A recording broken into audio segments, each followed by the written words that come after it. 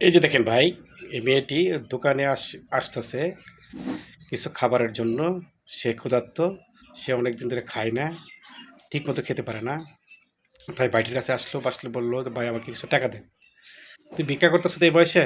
ভিক্ষা করা মহাপাপ। ভিক্ষা করবি না, তুই তো কর্ম করে খেতে পারস।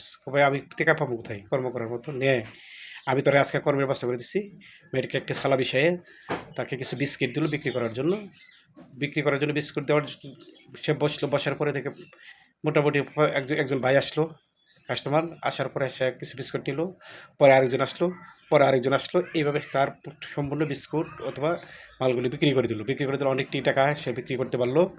এইভাবে তার সম্পূর্ণ বিক্রি করার পরে মালিকের কাছে নেওয়া টাকাটি ফেরত দিচ্ছে। দেওয়ার পরে মালিক বলতেছে, তুই কতদিন ভিক্ষা করবি? ভিক্ষা না করিয়া অন্তত তুই আসে না নিজের কর্ম কর। ধর এই টাকাটি দিয়ে হেরা তুই কর্ম করে সামনে এগিয়ে যা। তোর জন্য দোয়া রইল। ভিডিওটা ভালো লাগলে অবশ্যই শেয়ার করে দেবেন। যারা আল্লাহকে ভালোবাসেন অবশ্যই ভিডিওটা শেয়ার করে দেবেন।